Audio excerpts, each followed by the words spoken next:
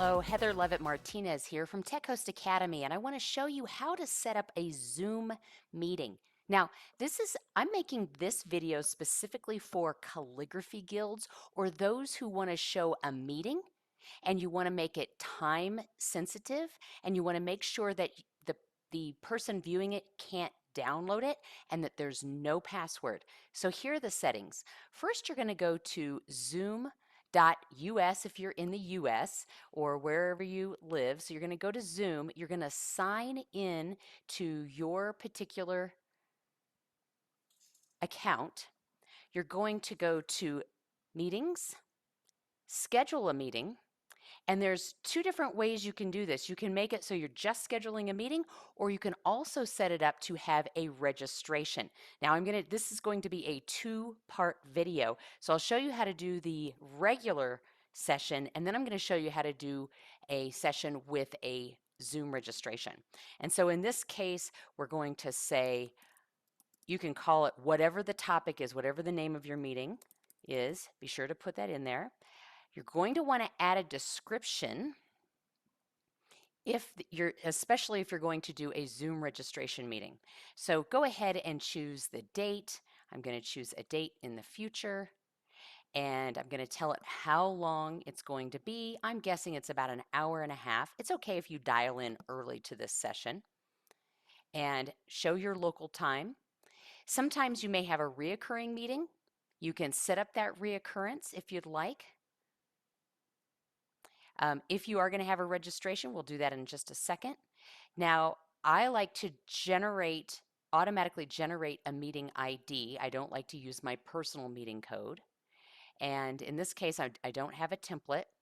I do change the passcode to the very same passcode I use for all of them. And the reason being is if I get a last minute text or email or someone calling me saying, "What's the passcode?" I have that number memorized in my head. So that's something that I do. I won't do it here. I always add a waiting room. That helps with security. You can always turn that off once you're inside of Zoom. And I do not check require authentication to join. I do want the video to be on for both me and the participants, and they have the option of shutting that off. And then I also want to have the audio on, but I do mute people upon entry. And the reason why I do that is for two things. One, if someone logs in and they have a dog barking or sirens going off in their background and we're in the middle of a presentation, they are already muted. I also give participants the right to unmute themselves if they want. I'm not going to do a pre-assigned breakout session for this particular one. And I don't request permission to unmute participants. I keep that unchecked. I automatically record the meeting to the cloud. Now, you may have seen some of my previous sessions where I say do it to your local computer, but the cloud has gotten much, much better in the quality.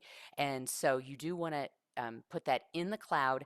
Keep in mind, though, unless you're paying extra for cloud memory, just be mindful of how many hours or how much space you're putting on the cloud. And that's part of the reason why we want to make sure that when we go to share the link out, that we time box that.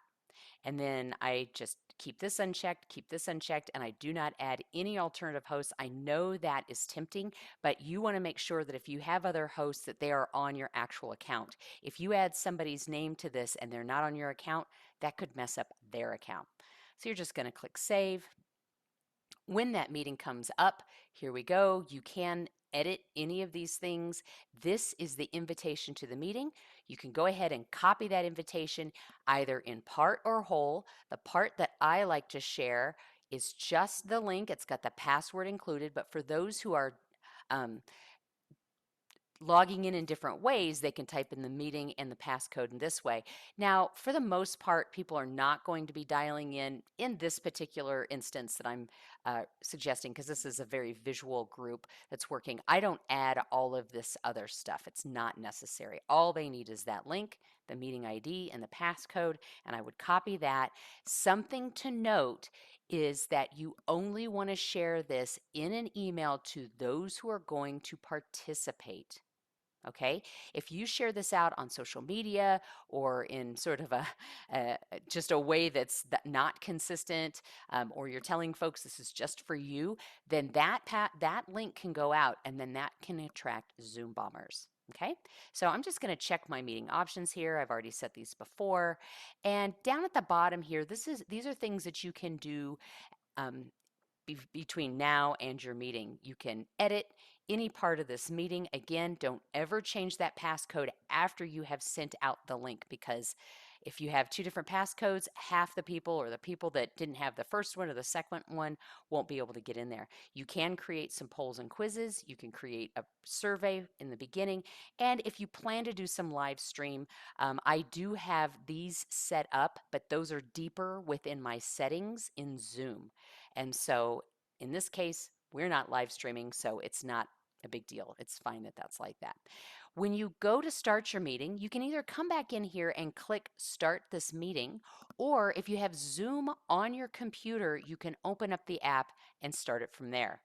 Another quick tip that I like to use, sometimes I go right to the email that was sent out to everybody and I use that link. That ensures that I am in the right place. I don't know about you, but sometimes I'll go through my whole list of upcoming meetings that are in my app and it's like, oh, which one was it? And I want to make sure that I'm in the right place. Otherwise, those who are in the right place, and if I am in the wrong place, it'll say that there is another meeting in progress. And then that's going to cause confusion from them. Now, remember, as a tech host, as people are logging in, make sure to welcome them even if they're in the waiting room. Okay, next, let's set up a meeting having a Zoom registration. All right, let's get started.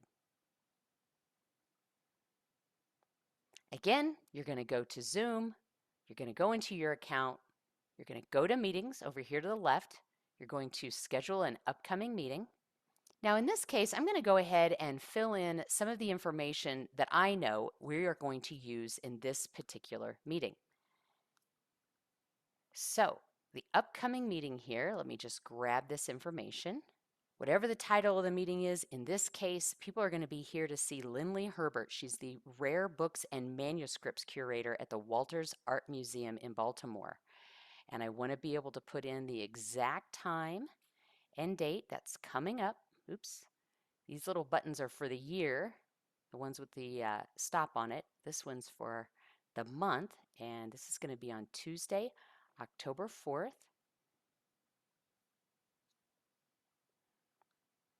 Now, don't worry, I am going to create a new one of these for my client. I just want to make sure that we get all of this information. Time zone, this is actually, that's going to be Eastern time, or I can do my own math. It's not a recurring meeting, but I do want registration required. Now, this is specifically for, I want people to go to a Zoom link to register. Now, I'm still going to share this link that I'm going to create with all of the members. They don't have to register. However, I want to make sure that that is required if we want to invite anyone outside so that we don't attract those Zoom bombers. Now, I'm going to go back up to add description and add just a little bit of the description that I have here. And I'm actually going to put October monthly, or we'll say October program. We'll say October guild meeting. And this is the program. All right. Now, again, I'm going to generate an automatic meeting ID. I don't have a template. I am going to replace this passcode. Note that the passcode can be anywhere between 3 and I believe 8 digits. So some people will contact me and say, hey, you've only put in 3 digits. That's all it is. That's okay.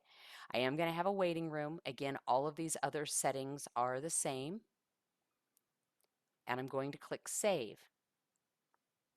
Now, where this says registration link, this registration link actually takes you to a Zoom place where people are going to put in their first name, last name, and their email address. You can go back in and make the registration a little bit more detailed. If you have a question you want to ask them upon registration, if you want to find out where they're dialing in from, you might want to say the city, the state, or the country. But it doesn't have to have a lot of information. You can go back in. Let's go down to the bottom here. Registration. And of course, here's great. It shows you how many people have viewed. You can edit that registration.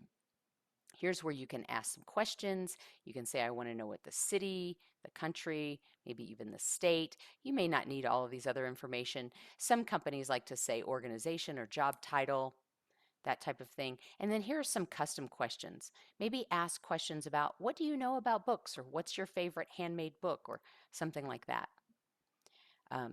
For branding, you can upload images. If the presenter has an image that they would like to share, you can do that here. Again, you can put in polls or quizzes, a survey, and then of course live streaming. Okay, with the email settings, we're setting the default language. I have it as English right now, and then whatever your contact information in case anyone needs to see you, reach out to you. And then there's a confirmation email to registrants that they will send out. Now you can take a look at that and see what it looks like. I just sent it to myself. You can also edit it here, and it's just going to tell everybody what to expect. So this is an automatic generated email, and there's a space here at the top for you to add something like maybe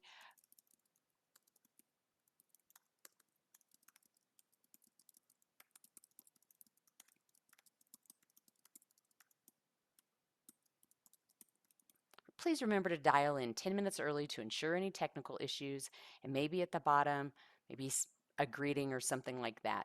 Okay? Gonna hit save. Just look over everything here. And then when it comes time to actually join, let's go back to meetings here. Guild October meeting. That's the registration. Here's the meeting ID. You can click this to see the passcode. You can also take, when you receive that email that you're going to test to yourself, you can use that meeting ID and passcode and that link, because it's going to give you a special link. You can share that with the members. And I want to show you today how I share Zoom link recordings. So these are the, after a session's already happened and you have a recording and you want to share out that Zoom link, I want to show you what settings I used to send that out. A lot of people just quickly send out, oh, I'll just share this, and they send a link, but it has a passcode on it and other things like, oh, I couldn't see the chat, or I can download this and keep it forever. So I want to show you some of these settings to prevent or enable some of those features. So what you're going to do is go inside of your Zoom account, open that up, go to recordings over here, and I'm going to click on a recording that's quite old. Doesn't matter.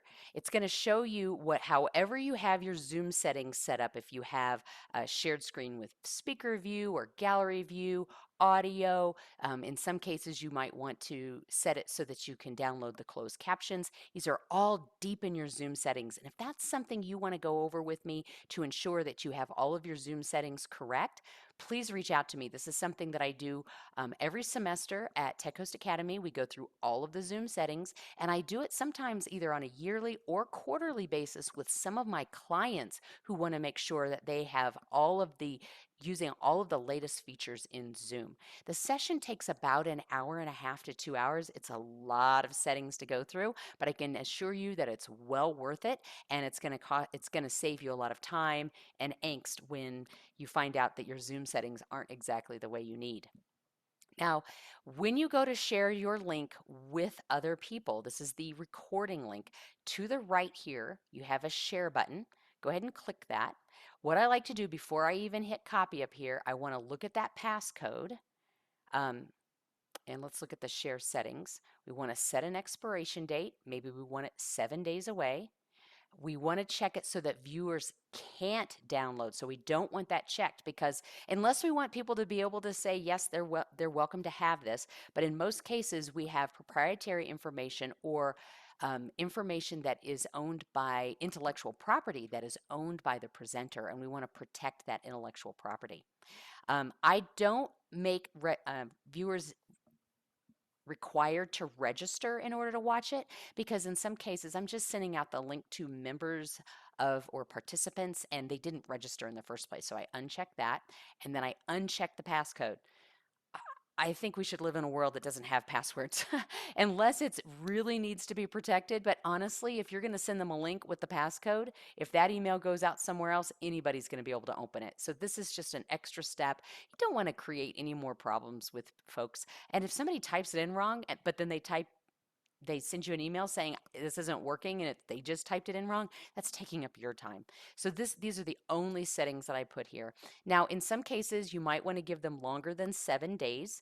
Know that after 30 days, if your recording is still in there and you go over the allotted amount that Zoom allows you, you may be charged for space. I like iCloud space. So you may also choose a custom date. So that setting you can make whatever you want. The rest of them I keep unchecked. Who can view it? Anyone with the recording link, I think, is fine if you're going to send that out, and then shared with specific people. Sure, you can type that in, but I would just copy and paste that into an email to allow other folks to have that as well. Now, once you have all of those settings set, then you can click copy. Now that particular link may change depending on these settings. So again, make sure you have your shared settings and all of these settings the way you want before you hit copy. Now that's on your clipboard. And now you can paste that into an email and send a more customized email to folks so that they have the link. So I hope that you found that helpful. Know that some of these screens may look different depending on what version of Zoom you're working on. And remember to always upgrade to the latest version of Zoom because they fix a lot of bugs and they add new features all the time. Hope you found this helpful. If you have more questions, come check me out at techhostacademy.com.